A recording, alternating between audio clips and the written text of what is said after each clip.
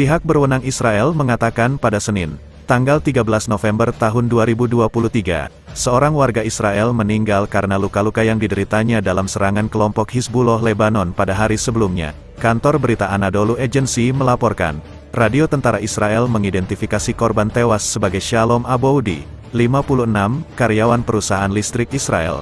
Aboudi dilaporkan sedang bertugas memperbaiki saluran listrik yang rusak akibat serangan Hizbullah sebelumnya. Ketika insiden itu terjadi, serangan yang melibatkan rudal anti-tank itu juga mengakibatkan 6 warga Israel lainnya menderita luka-luka. Serangan Hizbullah terbaru terjadi di permukiman Israel di Dovev, yang terletak dekat perbatasan Lebanon. Ketegangan berkobar di sepanjang perbatasan antara Israel dan Lebanon di tengah baku tembak antara pasukan Israel dan Hizbullah. Ini merupakan bentrokan paling mematikan sejak kedua belah pihak terlibat perang skala penuh pada tahun 2006. Lebih dari 70 pejuang Hizbullah tewas dalam bentrokan dengan pasukan Israel di sepanjang wilayah perbatasan sejak tanggal 8 Oktober tahun 2023. Serangan Hizbullah ke wilayah Israel merupakan bagian dari solidaritas terhadap para pejuang Palestina yang sedang berperang melawan rezim Zionis. Ketegangan telah berkobar di sepanjang perbatasan selama beberapa bulan terakhir.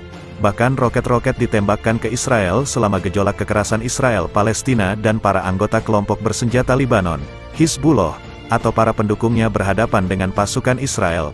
Elemen-elemen musuh Israel melanggar garis penarikan dan menembakkan bom asap ke arah patroli tentara Libanon yang mengiringi sebuah bulldozer yang memindahkan tanggul tanah yang dibangun oleh musuh Israel di utara garis penarikan, garis biru, di daerah Basra, kata tentara Libanon dalam sebuah pernyataan. Insiden itu terjadi di Cheba Fams dan perbukitan Kfar Chouba, wilayah yang direbut oleh Israel dari Suriah selama Perang Timur Tengah 1967 dan merupakan bagian dari dataran tinggi Golan Suriah yang dicaplok Israel pada tahun 1981.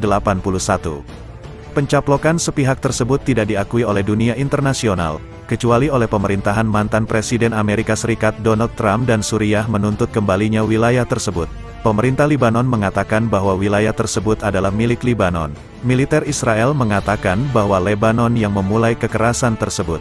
Beberapa waktu yang lalu, tentara Israel melihat sebuah kendaraan teknik melintasi garis biru dari Lebanon ke wilayah Israel di daerah Gunung Dov. Tulis pernyataan dari militer Israel. Sebagai tanggapan, tentara Israel menggunakan alat pembubaran kerusuhan. Lanjutnya, kendaraan itu kembali ke wilayah Libanon. Terang militer, perbatasan Libanon-Israel relatif tenang sejak Israel dan Hizbullah bertempur selama 34 hari pada tahun 2006. Meskipun demikian, masih ada ketegangan. Pada bulan April, Israel melancarkan serangan udara yang jarang terjadi di Libanon Selatan setelah pesawat tempur menembakkan hampir 3 lusin roket dari Lebanon ke Israel, melukai 2 orang dan menyebabkan kerusakan properti.